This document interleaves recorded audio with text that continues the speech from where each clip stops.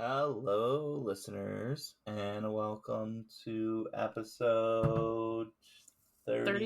32. Because Yeah. someone has our notes mislabeled I do. of, of the Wayward Dragons. Yeah, welcome. I'm Johnny, And I'm Kelsey, and and welcome to the mini-sodes of the Spiritualist movement. today we're going to be kind of continuing on where we're at, or where we're at. We're going to continue on with what we've been talking about Yeah. with spiritualism. Today, we're going to be talking about some famous spiritualists, some famous people who work to debunk spiritualism. Yeah. Yeah. I hope everyone survived their Thanksgiving or holiday. Hope everyone's ready for the full moon, because this comes out on the last full moon of the year. Dun, So, dun, dun. Got that, folks. So, about to get into the major holiday season, which is scary to think about that 2022 is almost over. You know, it feels like it just started. I know. It totally does. Like, it's so hard to just even imagine that, like, the year's over. Like, holy shiznits, people.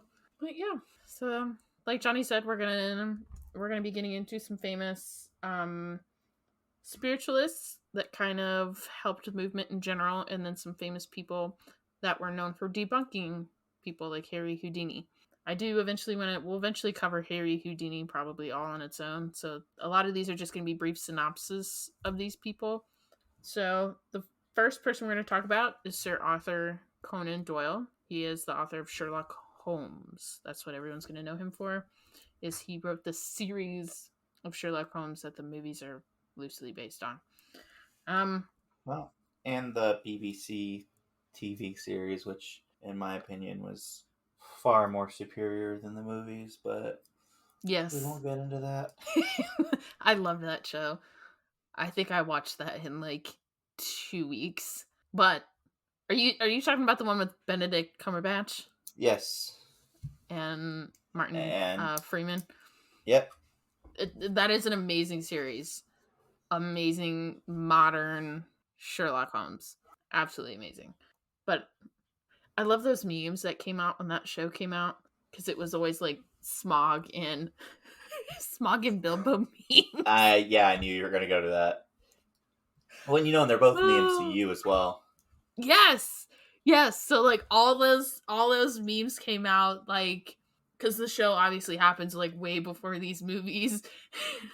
Like, so when they came out with like the Hobbit and then the MC Universe movies, all these memes about the show that they did together before this, those memes are my favorite. Like, it's great, especially the Snickers ones where it's like Smog and he's like, Sherlock, are you I know which one you're hungry? talking about. Like, those are great. I love those. All right. Back to the main story. So Conan Doyle was very much interested in the spiritual realm way before the death of his son. He had a letter published in 1887 in an issue of Light. It was kind of like a London spiritual journal that basically just kind of like said his views. Everyone thinks that his kind of interest in spiritualism took place like when his son died, and that's not necessarily the case. Yes, it got stronger, but that's it was something that always was there, and it just kind of got reamped once his son passed away. So his son Kingsley and then his younger brother Inus, they both died after coming back from World War One from actually influenza. So there's an influenza pandemic that happened around the end of World War One, and they survived the war, but they did not survive the pandemic. So after this, he kind of started attending seances, and then he started writing and then lecturing on spiritualism. Around this time is the time that he friends Harry Houdini, and they kind of become fast friends, very close friends. But unfortunately, this relationship does not last very long. We'll kind of talk about this more with Harry Houdini when we bring him up. But basically, he was convinced that Harry Houdini possessed supernatural powers. He didn't believe that he was like this escape artist, that he did possess some form of supernatural paranormal powers, which Harry Houdini himself did not believe. So he joins the Society of Clinical Research in 1893.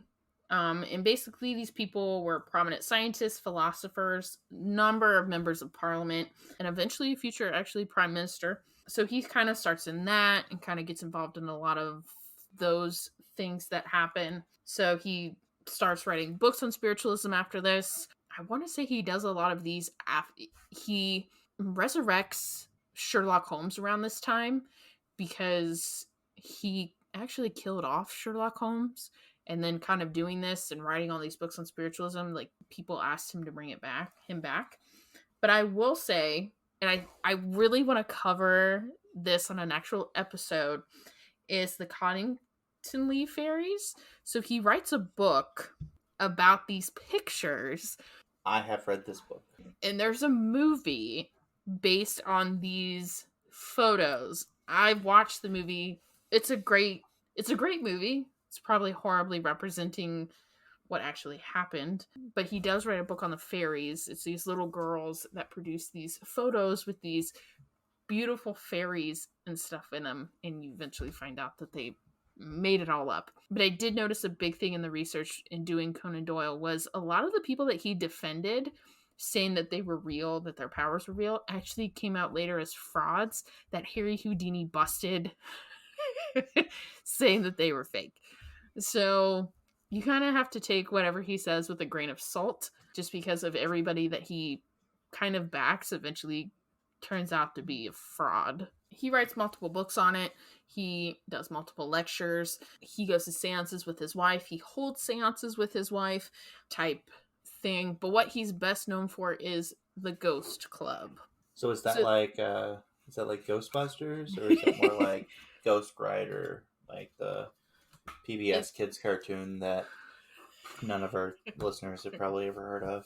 I don't even know if you've heard of that. No.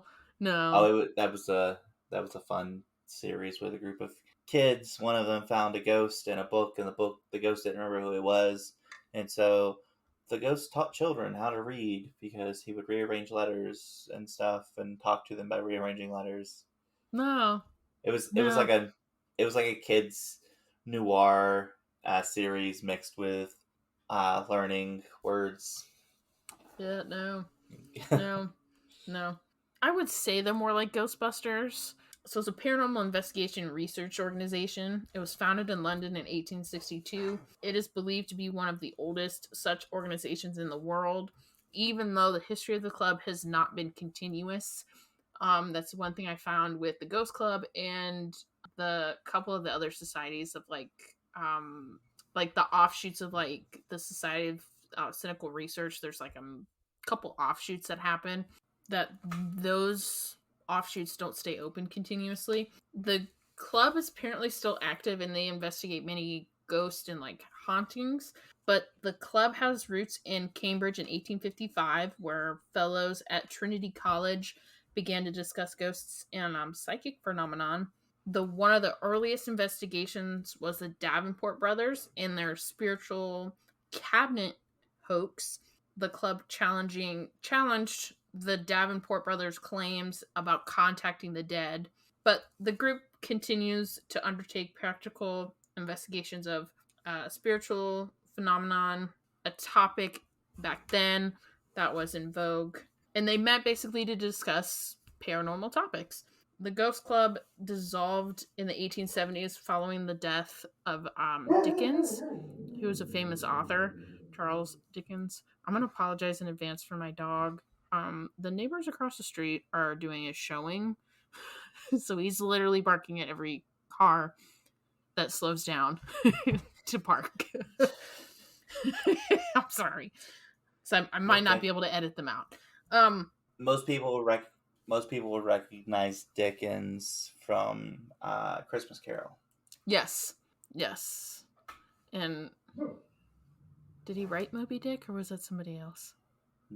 That was that Dickens? Listen, just because they both have Dick in the name. I was like, feel like Moby Dick. No, no. that's Melville. Ah, okay. I was like, that doesn't sound right. Maybe. Um, so the club was revived on All Saints Day in 1882 by the medium Stanton Moses and Arlick Alfred Watts. The Society of Cynical Research was basically at the time, it was a body that devoted to scientific study of paranormal claims. And the Ghost Club was the opposite of that. It like they're gonna believe you firsthand, like they're gonna take your word for it type thing. But it was also a lot more selective and secretive, and it was an all male group, no women. But they basically wanted to convince believers about the phenomenon that was going on. So they're trying to convince other people that this is real, where the SPR is like this is not real type thing. The membership was very small for this club. It was 82 members over 54 years. Like I said, women were not allowed, but it was a group of like a lot of big spiritualist movement people that were part of this ghost club. The archives of the club, which is held, I want to say, in the Museum of like London's Natural History, basically. But the archives revealed all the names of the members living and dead. On November 2nd of every year, they would recite everybody's name, living and dead. So those who are past are still considered current members because they said that they felt their presence like during this annual like renewal type thing. But as we progressed into the century, you see more of the seance room kind of take over. So they kind of fell out of favor for quite a while. The club closed in 1936 after having 484 meetings, and it would remain closed until 1962.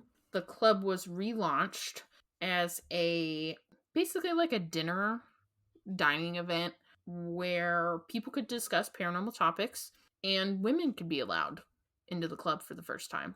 So it was just kind of like a group. It became more of a club for like minded people in paranormal research to come and have dinner with each other and talk to each other about whatever new research was happening or new phenomenons that were going on at the time. The next person we're going to talk about is Mary Todd Lincoln. So that is the first lady to Abraham Lincoln. I think everybody kind of knows the history with her. Well, So I don't know if our international audience knows who that is. I was like, I'm going to go into it. So Abraham Lincoln was the 16th president of the United States during the Civil War. His wife kind of was a major player in the spiritualist movement here in the States. So throughout her life, she had a lot of loss, just like anybody else during that time.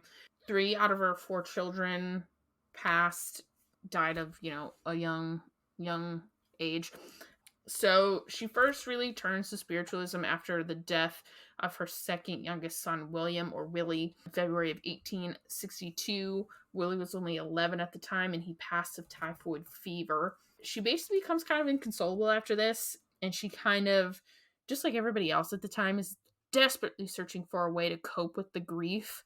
So shortly after his passing, she's introduced to the Lowrys. They're at the time they were a group of well-known mediums that were located in Georgetown because they lived in Washington, D.C., which is the capital. So she found comfort in the seances that the group held, and she started to hold her own in the Red Room of the White House. There's evidence that she might have hosted up to 8 seances at the White House, and even President Lincoln attended a few of them. There's kind of controversy on that we'll get into. In April of 1863, they hold a White House seance at the White House, and both the Lincolns are in attendance, plus a couple cabinet members, and a medium named Charles E. Sokol, and a Boston Gazette reporter, Prior Melton. This is one of the major seances that they don't really know if it actually happened, or if the recording of this is actually a publicity stunt done for President Lincoln's like re-election campaign. But basically, Lincoln held a seance to talk to the spirits about the political problems that were going on at the time. But they don't really know if it actually happened, if it was just like something that they recorded and they kind of made up the story to go in the newspaper so that he would become like an everyday man type thing. Like he's seeking the guidance of his ancestors type thing that's happening around this time. But the White House does not deny that the seance occurred. So there might be some truth in it. You don't really know. But yeah, she's one of the major focal points, excuse me, in the spiritualist movement in the US. She kind of was like, it kind of showed to the people that even the first lady is doing these things. So if the first lady's doing them, then you can too. You know, it's perfectly acceptable, even though her children told her to stop.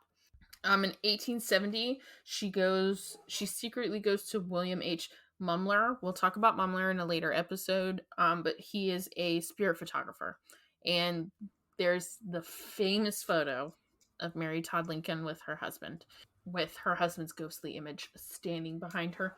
But despite the fact that he's later accused of fraud, she requests for this photo anyway after he's been accused of fraud. She doesn't really care. But as the years progress, she stays with her only son, Robert. He's the only one that lives.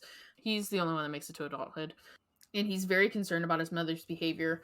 In 1875, he actually commits her to an asylum because she just won't stop. Like, he kind of asks her to, like, back off. You're kind of acting like an insane person, because she was just basically spending all her money on mediums to talk to her lost son and her husband. So I get it, wanting to be able to talk to them. I get it, but at the same time, just like now, you have to be very careful who you go to, because there are a lot of frauds out there even today. Yeah, as someone who's, lost sibling and multiple other family members, that definitely makes sense. Yeah, like you want nothing more to talk to them again, but you have a lot of people that prey on people like that. So her son kind of is like, you're going into an asylum because you won't listen to me. The next person we're going to talk about is Thomas Edison. So he very much starts the whole technology going into ghost hunting and proving the phenomenon is real. He wanted to invent an electric ghost machine, and it would be able to detect the personalities of the dead.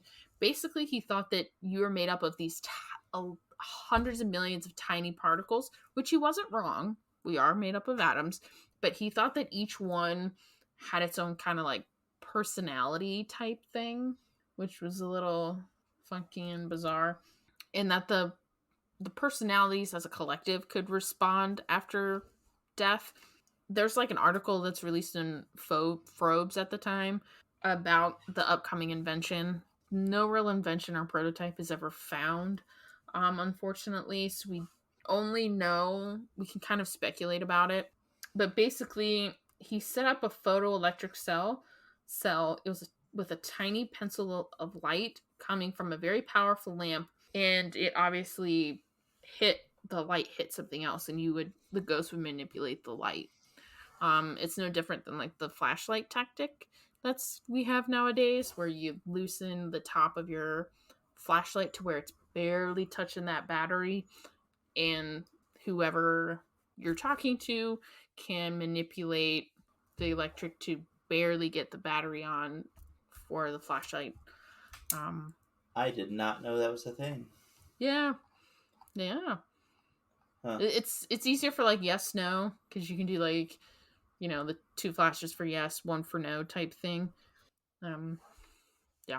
Basically, the invention doesn't really happen, but earlier in his life, before this invention happens, he does become a part of the say that, please. Theosophical? Thank you. Society with Miss Helena Blavatsky that we've already talked about earlier.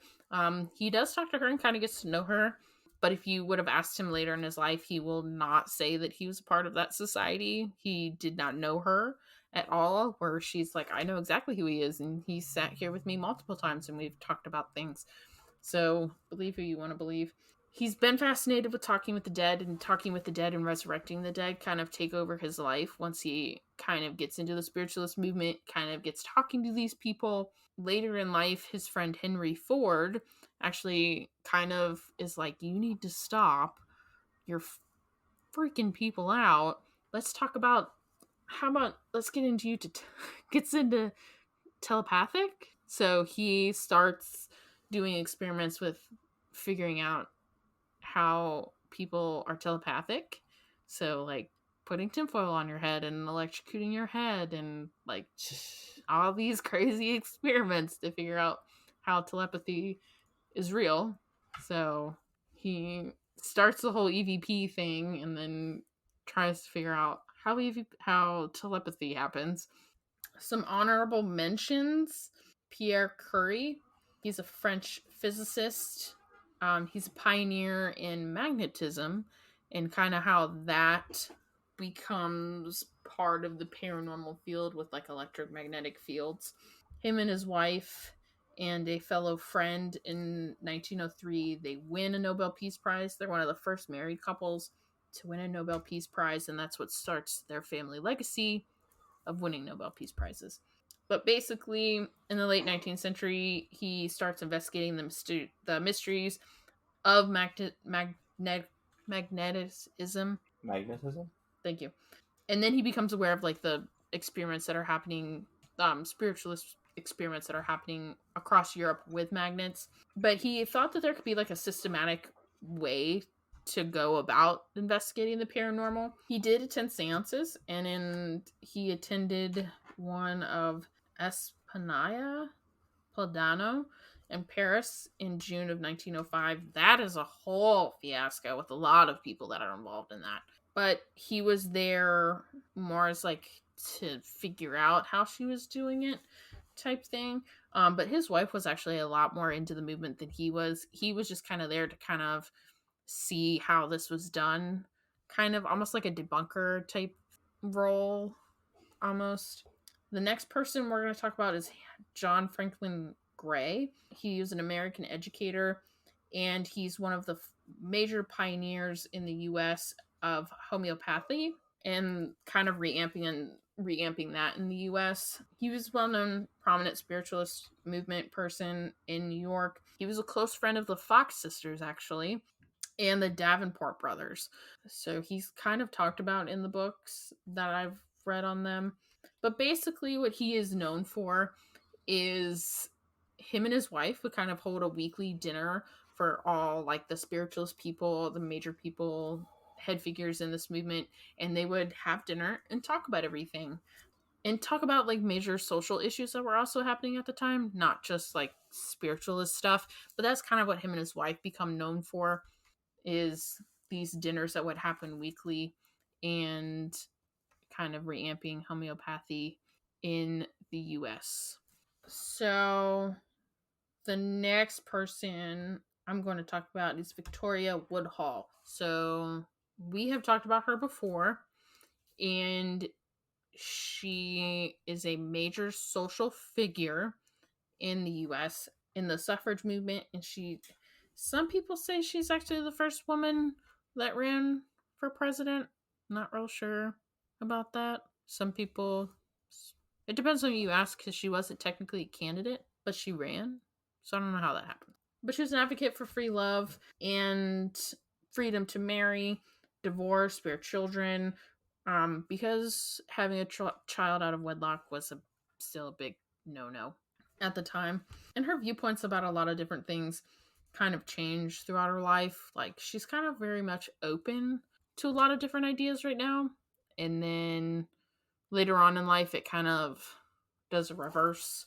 She basically goes from rags to riches twice in her life for being a traveling magnetic healer before she joined the spiritualist movement in the 1870s. And then with her sister, Tennessee Claflin, she becomes the first woman to operate a brokerage firm on Wall Street. So that's how she gets rich the second time. She does have 3 marriages, which is kind of interesting. To me, she gets divorced twice. But they are among the first women to found a newspaper called Woodland and Claflin's Weekly. That begins publication in 1870. But what she's known for in the spiritualist movement is she basically claims that throughout her life she is guided by Demosthenes. She basically says that this Greek, he's either Greek or Roman person, guided her throughout her life, and helped her make every single choice that she had to make. He helped guide her. That's what she's kind of known for in the spiritualist movement, is having a constant spirit guide. Like I said before, a lot of her views on a lot of different things changed. We think her whole free love thing came from the infidelity of her first husband, Canny, and women at the time couldn't really divorce. Divorce was very much limited, and it was very much a scandal. I mean, this woman was divorced twice, if you can believe that, which is kind of unheard of. So she thought that women should be able to basically divorce regardless of how they felt about their marriage. If it was loveless and everything, she very much felt that they could leave that marriage.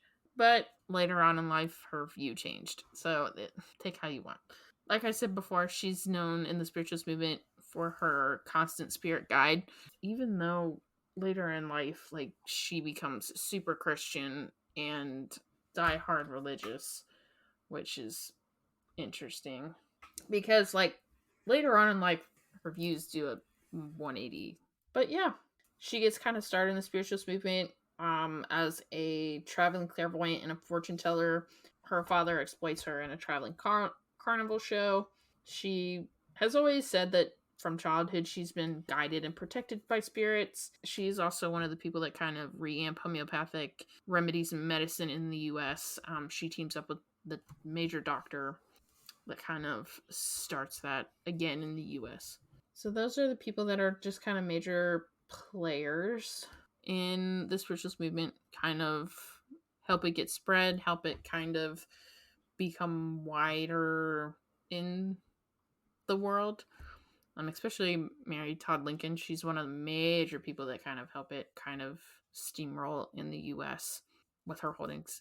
The first debunker we're going to talk about is Harry Price. He was a British researcher and author, but he's basically known for his investigations into cynical research phenomenon, in exposing mediums. His most publicized investigation was the Borley Rectory in Essex, England. But at 15, he founds the Carlton Dramatic Society. He writes plays, and one of the plays he actually writes about his own paranormal experience, because he claims that he was haunted by a poltergeist in a house that he stayed at the time. But basically, he even says this is an autobiography that kind of shaped his life. He starts to become an amateur conjurer. He joins the Magic Circle in 1922, where he kind of has a long interest in stage magic, and this is what helps him become the investigator into fraudulent people. That's one of the main things I have seen in this research, is the fraudulent debunkers have a history of being a performer, a magician. So he joins the Society of Cynical Research, SPR, in 1920, and he becomes known for debunking fraudulent mediums. And he does think that some people are genuine. And in 1925, he establishes the National Laboratory of Cynical Research as a rival to SPR. So he branches off because he felt like the mediums that he was testing should be paid. I mean, they should be paid while they're being tested, or they should be paid. No. So in 1927, he joins the Ghost Club, where he remained a member of it. He's one of the reasons why it reopens. He's the person that reopens the Ghost Club after it closes. And he's the one that decides that women should be a part of the club as well. He's also involved in the formation of the National Film Library, which is now known as the British Film Institute.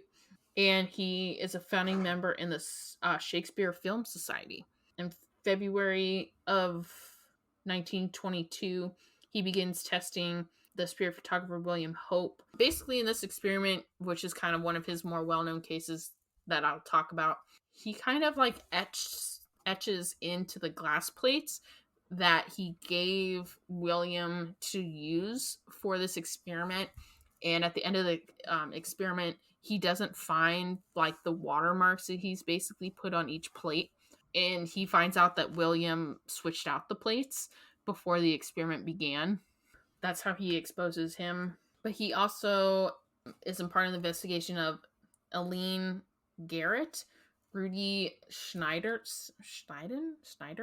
Helen Duncan, the Borley Rectory, Jeff, the Talking Mongoose. He's part of that. Did you say Did you say Geff? Jeff. Yeah, it's Jeff. I don't need that nature. Geoff. Yeah. The Brockton experiment, and a little ghost girl called Rosalie. So yeah, those are all the experiments that he's known for. The next person we're going to talk about is Frank Modmore. He's best well known as one of the most influential members of the Society of Cynical Research in his writings on spiritualism. More than once, I mean, his books are about like debunking people, but basically he gets tons of great reviews for his books on his debunking because he kind of puts it in layman's terms so that everyone can kind of understand. Just like everybody else, he thinks that some people are real and a lot of people are fake, but there's like 1% of people that are actually real. I'm not really going to talk about this, but there's a case of basically Miss Piper would have seances, and he thought she was real for a really long time, but it came out later that she was fraud. But basically, he was set up to believe that she was real, and kind of there's a lot of undermining in his investigation that happens. He was very critical of Miss Helena Blavatsky. He debunks a lot of people, and I love this. So he thought ghosts were telepathic hallucinations. What? Yeah, sit on that for a second. I'm like, so we all are on this telepathic hallucination together. All right. I could kind of get with it. So the next debunker we're going to talk about is Harry Houdini. So for those who do not know, Harry Houdini was a Hungarian-American escape artist, magic man, stunt performer. That's what he's known for. Like Chris Angel and that fucking other dude. Like I forget that other dude's name. That fucking other dude. I don't remember his name. Where he like locks himself in ice. That guy. I have no idea who you're talking about.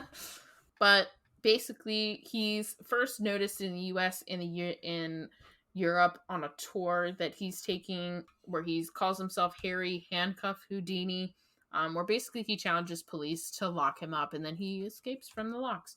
But basically, the longer he performs, the more extensive his escapes become. So we're talking, straitjackets underwater, holding his breath inside of a sealed milk can with water in it. Just crazy things, straitjackets type stuff. And then in the 1920s, he slowly turns his energy to debunking psychics and mediums. And this is where we're going to talk about the issue of Sir Conan Doyle, the issue that he has with him. So, like I said, all these people have had training in stage magic.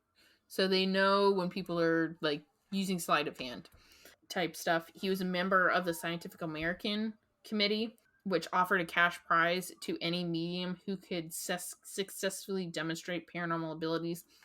The prize was never collected. He would often disguise himself when he would go into seances. This is the one person I actually don't really have a lot of cases, like well-known cases for, because he was legit on so many that there's no real like clear record of like how many people he debunked, but he said he like debunked hundreds of people.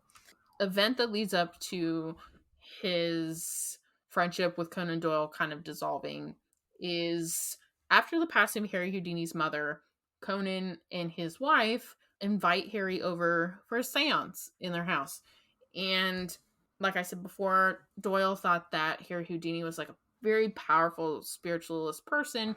Harry Houdini's just like, that's not what I am.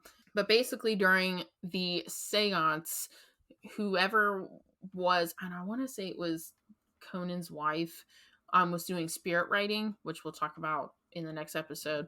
But basically, like, the spirit is guiding you what to write, and Conan or whoever's doing the spirit writing claims that they are channeling the spirit of Harry Houdini's mother. And Harry Houdini always claimed that he loved two people in his life, his mother and his wife. And the problem that Harry had with this is his mom did not speak English, and the writing was coming out in English. And he's like, this can't be my mom because my mom legit knew no English. So that's the main event that happens between him and Conan Doyle that kind of dissolves their relationship. It becomes a very public ending for the two of them, where it's very much in the papers and stuff because Conan Doyle just won't let shit go. Harry Houdini does start to write a book about the supernatural. He hires H.P. Lovecraft and his friend C.M. Eddy Jr. to write basically a book about debunking religious miracles, and it was to be called The Cancer of Superstition. Basically, Houdini had asked Lovecraft earlier to write an article about astrology, which he paid him $75 for, which is the equivalent of almost $1,200 now. However, the article does not survive, but there is a detailed synopsis for Cancer that does survive from Lovecraft's like notes that we have. So we know that there were details to write it, just don't know if it actually made it there. But basically, like, Harry Houdini kind of leads to a lot of modern people exposing a lot of stuff, like Penn and Teller. So those who don't know, they have a show where they debunk magicians, like they show you how it's done. If you've never watched Penn and Teller, I would suggest watching them because they're funny, because it's like JT and Silent Bob, where one of them doesn't talk. Basically, Harry Houdini investigated hundreds of spiritualist people over his 35 years that he was investigating people. He used a lot of his street smarts and his magic, stage magic, to kind of debunk people. And it's funny, about 6 months after 6 months before Harry Houdini dies, he was actually in front of Congress proposing a bill that it would be a federal crime to be a medium, because he felt like all mediums were frauds. Didn't matter who you were, but all mediums were frauds. But unfortunately, the bill does not pass committees. So Hayward Carnington is the next person we're going to talk about. He's a British-born American investigator, psychic phenomenon author, joins the American Society for Cynical Research in 1907. But basically, he's just known for debunking people. His most well-known case is of Espinaza Paldato. He's part of the huge committee that goes to Italy or Paris to debunk her.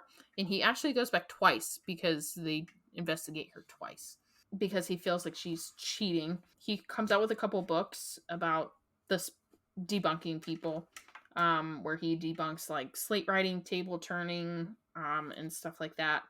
He just like everybody, he felt like a lot of people were fakes, which he wasn't wrong. But honestly, he's best well known for his weird diets that he did, like the whole like caveman diet that was popular a couple years ago, where he basically The Paleolithic diet.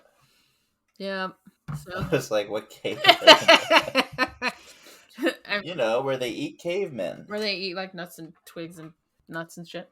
But honestly, that's kind of what he's best well known for, is his weird diets, veganism, and stuff like that. So yeah, those are some well-known spiritualist movers and shakers, and then a lot of famous debunkers. You hear a lot about the debunkers, because unfortunately a lot of people were fake back then. Not like anything's changed, but that's a story for another day. Yeah, that's for our off-week podcast. So now we're gonna do our tarot cards. Let me pull up my app that reads them for me. So, what did you pull? I pulled the Ace of Cups. And the Ace of Cups is about abundance, abundance in life, abundance in emotion, abundance in self-love, because that's why the cup is overflowing, is because you have or will have more than it is needed. So I think I pulled the Nine of Cups because it says the Nine of Potions. Yep, that would be the Nine of Cups. After a long journey, the Nine of Cups symbolizes the finding of self satisfaction. The emotional journey of the Cups is starting to come to a close after the volatile ups and downs you faced in early numbers of this suit. You have struggled to find purpose and joy after loss. You have tasted the different things that life offers, and you have left comfort in order to find greater heights. Here you have found them, and you're indulging yourself as you celebrate this new stage in your life. So they go together again this week. Again, So what would you say that means? together. Yes. What was yours again? The Ace of Cups. Abundance in things, love, abundance in emotion, overflowing. So I think after all the emotions that you have been feeling because you've had so many of them, that they're kind of even out. That like the overwhelming feeling that you're feeling is going to go away. It might not completely go away, but it's kind of stable itself out. I think you might be right. I also think that part of it for you would be because you've been mourning and dealing with a lot, and Mm-hmm. you've got a lot on your plate, Yep. that it will again balance out. But you should also remember that you're not doing it alone, and that you are loved and cared for. Yeah, which makes a lot of sense because wedding planning without my grandma is quite hard. Quite hard. I can imagine. With all the emotions that come with that. That concludes this week's episode. We have one more episode of the Spiritualist Movement. So, our very last episode for next week will be about spirit photography, the beginnings of EVPs. 2 weeks. 2 weeks. Sorry, next episode. Yeah. So the final episode will be about spirit photography, EVPs, how EVPs kind of get started, the kind of starting of the Ouija board, and other kind of spiritualist tools that they use. So like the slate writing and spirit writing and stuff. We'll kind of get into that. So all the weird mediums that they used for spirit contact is what we will cover next week. Sounds good. So, Tell your friends, rate, review, and subscribe. You can find us on social media. I'm on Facebook and Instagram. I do run the YouTube channel. I do unboxing of the couple kind of spiritual boxes that I get. So yeah, if we have anything that we've missed, or if I've messed anything up, or if he's messed anything up, you have a book recommendation or anything, you can email us at thewayweredragons@gmail.com. But please just rate, review, and subscribe, and please tell a friend. We would greatly appreciate it. yes. Greatly appreciate it. And until next time, I'm Johnny. And I'm Kelsey.